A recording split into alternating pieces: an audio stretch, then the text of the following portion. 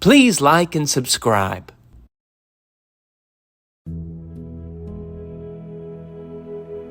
I know my town like the back of my hand, so when I went on a long drive and spotted a diner I'd never seen before, it felt like I'd taken a long drive across the back of my hand and discovered a strange new lump, which would be a very odd thing both to do and experience. Anywho, I drove right up to that odd diner. It wasn't easy to do. Someone had parked very oddly in their small little lot. They were taking up 2 spaces, which forced everyone who parked after them to either take up 2 spaces or park too close. I'm sure you two have experienced this before, but I hadn't. Because I live in a small little town where everyone knows everyone else like the back of their small little hands. So everyone knows better than to park like shit. But when I looked into the big window of the odd little diner, I saw no one I knew. It was totally bizarre.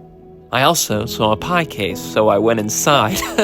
I have a little saying, I can't abide passing up a good pie. I have another little saying, there's no such thing as a bad pie, so I can't abide passing up a pie of any kind.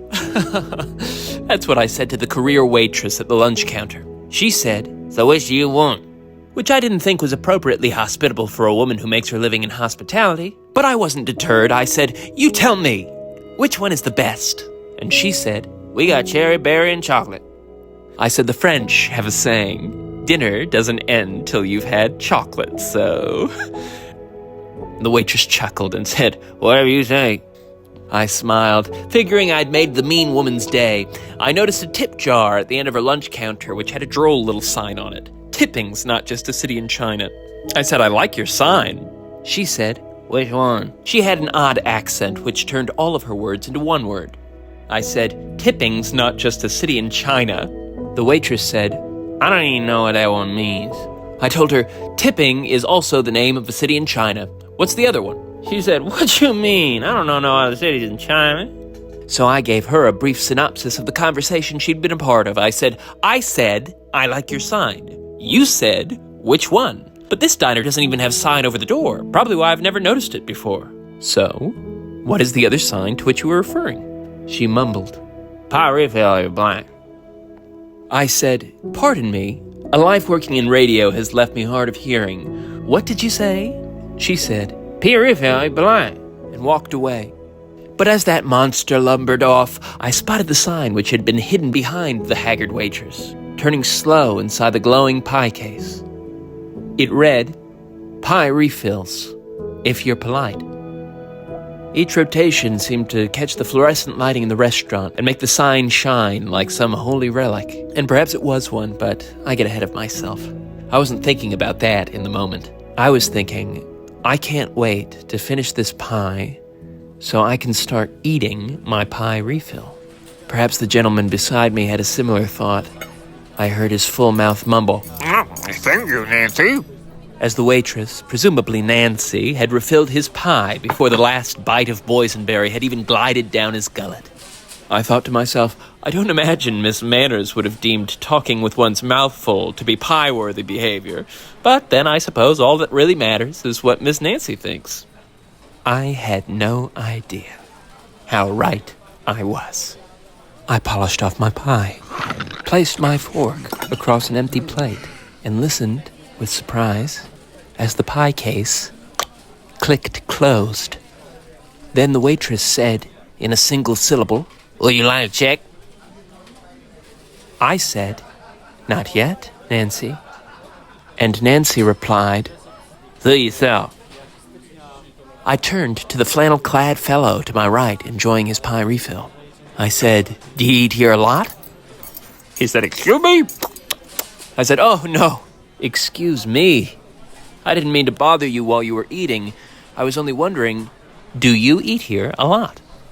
He said, "No, not really." I said, "I see," as my wide eyes watched his pie refill disappear. "How long have you known Nancy?" I asked. The man said, "Who?" I said, No, come on, you know Nancy. You said her name." And the man on my right swallowed.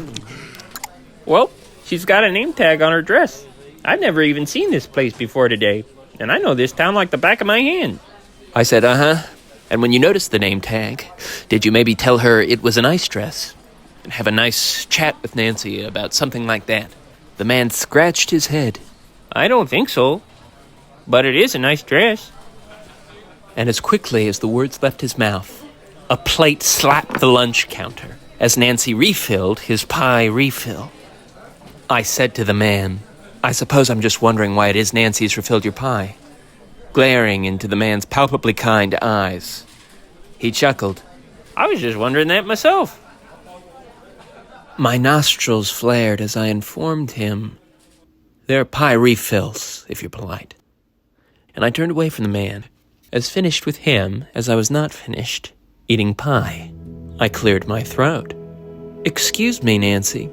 Nancy said, You on check? I said, not yet. Thank you, Nancy. Nancy, wouldn't you like it better if that sign said, pie refills, if you're sweet as pie? Nancy said, What? I said, I could make you a sign which says pie refills if you're sweet as pie, Nancy. Free of charge. I'd do that. I would scratch your back. Nancy seemed to think for a moment. Thinking seemed to take Nancy a moment. But she turned back and said, Kind of confused point. as she accepted a 15% tip from the fellow to my right. Don't gotta be sweet or nothing. Just gotta be polite. The thing is, Nancy, politeness is sort of subjective, don't you think? Nancy chortled. Whatever you say, you won't drop the subject. I said, Nancy, as a waitress, I'm sure you would consider yourself to be an authority on the subject of politeness. I'm sure if I gave you a nickel for every time someone at this lunch counter was impolite to you, you would be able to buy a private jet that runs on nickels.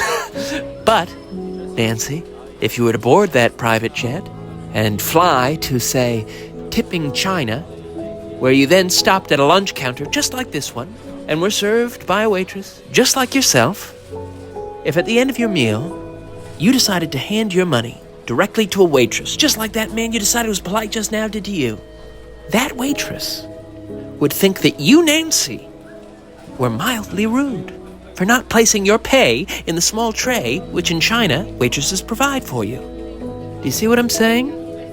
Nancy said, Well, we're not in China.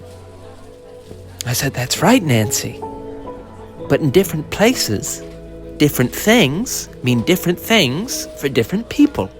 So it's as I said, subjective. Do you understand what I'm saying now? Nancy scratched her head. I think different strokes for rule the world. I said, that's exactly right. Or it's essentially right, Nancy, I'll give you that. Now, do you have anything you'd like to give to me? Yeah. Said Nancy. Check. And Nancy gave me the check. And that gave me an idea. I looked at the car out front of the diner that I remembered had been parked like shit. And I also remembered that it looked like shit because someone had keyed the shit out of it. Knowing what I now knew, I knew it was Nancy's car. I figured someone probably keys her car twice a morning before breakfast, and the poor bitch works at a breakfast spot. So I got the idea that to prove to Nancy that I was a good guy, I would go out, get some touch-up paint, and do my good deed for the day. I'm good with paint. I'll make her shitty car look good as new. She'll feel shitty she didn't give me a pie refill. So I put my cash in her hand and started to turn for the door. But Nancy's burn-calloused fingers tightened round my wrist as she pulled me in to say, Don't even think about it. I said, Think about what? She said, You know. I said, Nancy, let go of me. Nancy said, Fine, but don't even think about it. And I said, Now, Nancy, you can think what you want of me. You can refill or rescind my pie. You can even grab me this once. I'll grant you that. But there is no way, and I repeat, no way, you could know what I was thinking. Nancy smirked. Don't bother. I know what you're thinking. If you think there's a pie in it for you, you thought the wrong. Let's get one thing very straight, Nancy, I said to Nancy. It is impossible to know another man's mind. It's difficult to know another person's heart, but some possess that power, judges of character, so to speak. I know you think yourself to be a good judge and jury of character. Fine. Think what you will, but do not think for 1 second that you know what I'm thinking. You do not know my mind. But as the words fell from my lips, they struggled even to convince me. She'd used the words, "Don't bother." That bothered me. It meant she knew I had it in my mind to bother with some gesture to gain her approval. And even that spoke to secret knowledge, because there was no evidence from our interaction from which she should have surmised I intended to offer her an act of service. She could not know. I knew it was impossible until a previously unseen old man sitting at the left end of the lunch counter spoke up. Boy, she knows. Pardon me, I said to the old man. A life working in radio seems to have left me hard of hearing. What did you say? And the old man stroked his wild white beard. Boy, she knows. I know she knows, because I came here when I was a boy, just like you. Just like you. I thought I knew the world and its ways, knew them like the back of my hand. Just like you, I met Nancy and found out I knew nothing. The air tastes the same as it did that wicked day.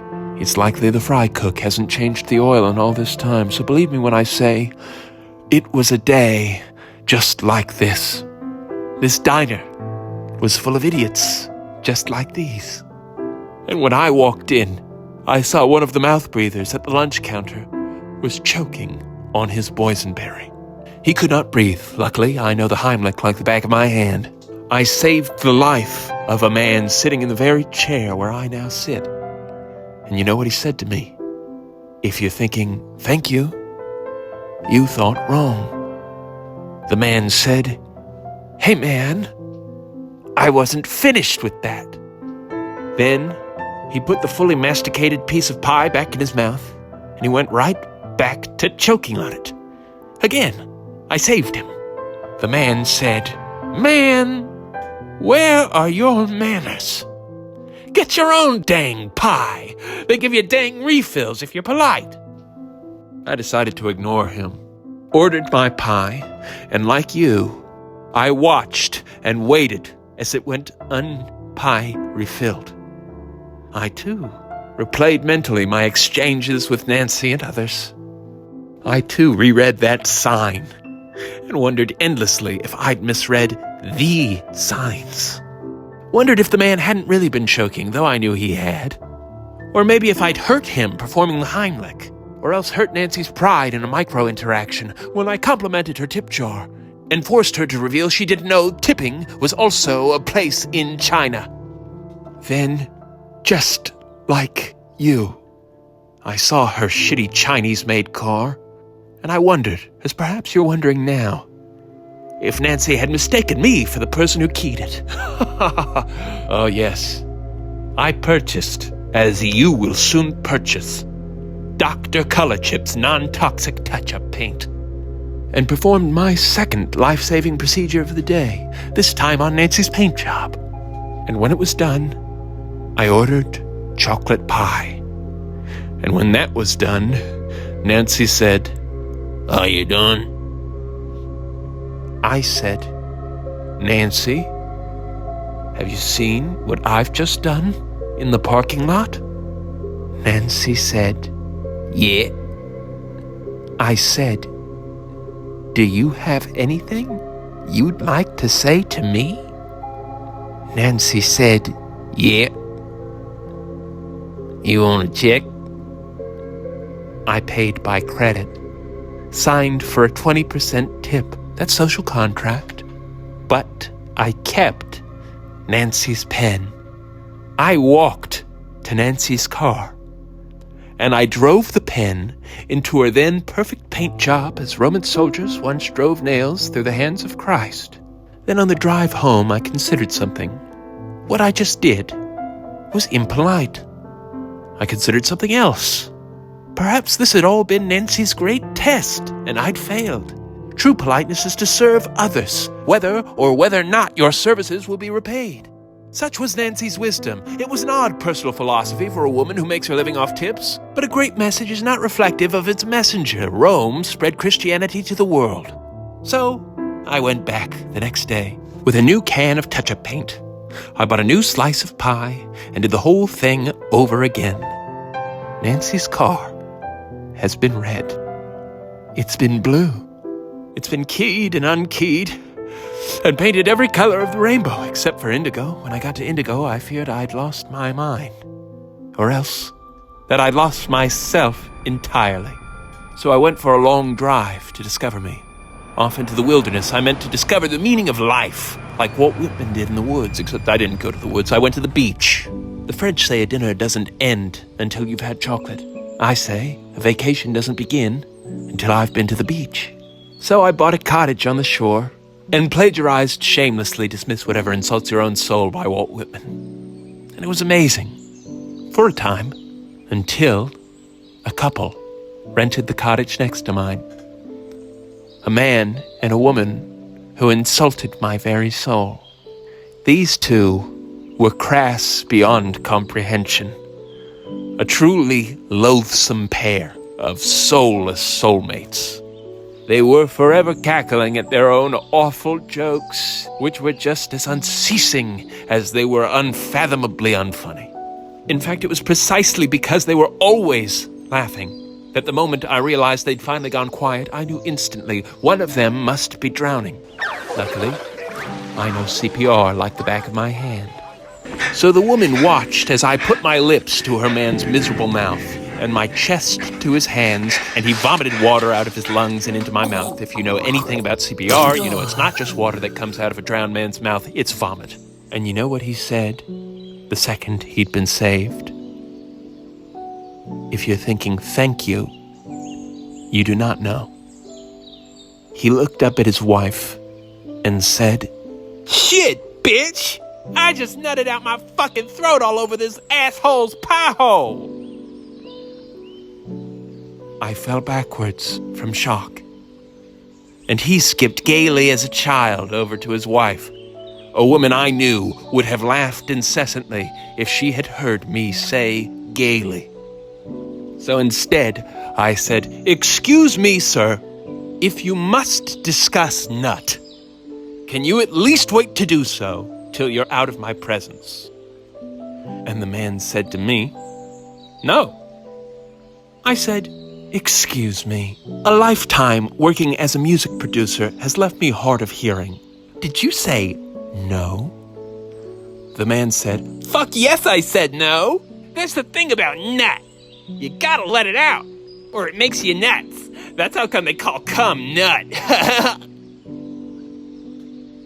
I said, "Sir, this strategy doesn't seem to be working for you, because you, my friend, are insanely rude." His wife's retort changed my life. "So that's actually a thought I was having on the shitter this morning," she shrieked. "Rudeness is kind of subjective, don't you think?" I said, "No, that's wrong. You are as objectively rude as a man and woman can be." The man came to her defense. "See, that's the thing. You may think we're rude. We think you're rude for calling us rude. And that's what you call subjective. So why don't you put that in your pipe and fuck it?" I said, "This is actually a teachable moment. You see, to say something's objective is not to say that it is universal, indisputable, or even obvious. Though all this and more is objectively true of your objectively rude behavior. An objective truth is just something which is not subject to the opinion of, say, you, the rudest man on earth. Yours would be a subjective opinion, outside the objective reality shared by everyone save your terrible wife." And in unison, the couple said to me, I get what your deal is. You got a savior's complex. I said, what? A savior's complex? You think you saved me, but you didn't. Because what you don't know is that we fake drown each other every damn day as roleplay. Just makes our pounding more astounding. But even outside of this, I can tell you're just one of those guys who thinks he saved every guy he ever met, you know? And it's not even your fault. It's like, imagine this. Imagine you're the only server at a restaurant, and you just learned the Heimlich. And suddenly, everywhere you look, you think somebody's getting throat fucked by a clam or some shit. You give them the Heimlich. You know how to do it perfect, and after you save them, they say, hey man, I was eating that. You didn't have to do that. I like jamming clams down my throat, turning it into a damn clam jam. Then that happens with another customer, and another customer. People are puking clam jam all over everywhere. And every time you get them to squirt clam out their throat pussies, they tell you, fuck off, squirt. Now how would that make you feel? You'd feel angry, resentful, like they were unworthy of the salvation which you'd graciously served unto them. And over time, that'd make you nuts. But see, the thing is, you don't actually know what's best for them. That's the only thing a smart little fart like you can never know. You don't know how I should live my life. It's a hard thing to figure out how to live your life. It's impossible to figure out how to live someone else's. So we don't care what you think, and we don't need you to save us with your snide, shitty little lessons about objective versus subjective. All I need in my life is to get off as hard and as often as I can. And I'll tell you what, I'm like a damn clam burglar at a fucking seafood sale. The way I'm jamming it in her clam. Making clam jam. Damn. I said to the man, would you like to come over to my cottage for dinner? And he said, maybe. Just gotta ask the old ballin' bitch. And once they were in my cottage, I cut all the man's fingers off of his hands, and I cooked them into a finger pie. I forced his wife to eat it, and after she ate it, I shot them in their heads. Blood sprayed into my eyes and ears, which was unfortunate, because life as a music producer had already left me hard of hearing. But as I washed myself clean as my conscience still feels, I heard a voice in my head ring clear as day. It said, that was not very polite. And the voice was right. And so was that awful boy and his wife. And I knew that somewhere far away at this very diner, so was Nancy. I knew I'd been wrong about everything. I'd been rude to everyone. I burnt my cottage to the ground. I considered donating it to turn into a school, but I decided no. I had to stop trying to teach people. Plus, I had to dispose of their 2 bodies in a manner consistent with an accident. Because I had a lot of work left to do. I took the fortune I had accumulated in the music business and I went seeking. I traveled the world. I climbed K2. I stood up for the stupid and crazy. And I devoted my money and labor to others. All the while, I searched for a place where I knew I had nothing to teach anyone. And I ended up in tipping China. See, theirs is a tonal language. I could hardly learn to speak it. It was actually harder even than I assumed it might be. You know, you'd think someone with a musical background would eventually be able to identify the difference between sure, and sir. But no. One day, about 8 years in, I was eating at a lunch counter just like this one. I put my money in the little tray my waitress provided for me, and I said, Xièxiè, thank you for the meal. The waitress blushed and said, no, hardly ever, thank you. I was confused at her confusion. Her husband, the chef, popped out from behind her and said, you mean Xièxiè? I said, yeah, I meant to say thank you for the pie. What did I say? He said, you ask my wife if she have diarrhea. We all had a great laugh after that. And as we were slapping 5, I noticed a lump on the back of my hand. Cancer. of the back of the hand. I had nearly enough money left to fight it, but I decided to spend that money on a one-way ticket back here. And here I am, and there's Nancy. And in all that time, since that day on the beach, I have denied my urge to try and save other people, to tell them what's right and what's wrong and what's best. For what did I know? And then I saw you, and I knew you were maybe the one man on earth I knew how to save. But even now, as these very words bust like nut out of my pie hole, I know that I have absolutely beefed it. You see, you were Nancy's last test, and I failed you by thinking I could save you. Because as I look into your eyes, I can see in your mind, and I know for a fact, you're already thinking about which shade of Dr. Color Chip's non-toxic touch-up paint you want to buy. Thank you, boy. You have taught me that destiny is man's only teacher. Failure his only lesson plan, and that wisdom is as bitter as a piece of pie which has gone unrefilled. The man fell backwards as if in shock. I rushed over to him. Luckily, I know CPR like the back of my hand, but he brushed me off, which I thought was rude. Anywho, before I could get my mouth on his bearded lips, I noticed they were watering. I heard the pie case click open, and I turned in astonishment to see Nancy slapping a plate of boysenberry in front of him. And in front of the very seat next to him, she served a slice of chocolate, which I knew was meant for me. They say no meal ought to end without chocolate, Nancy barked.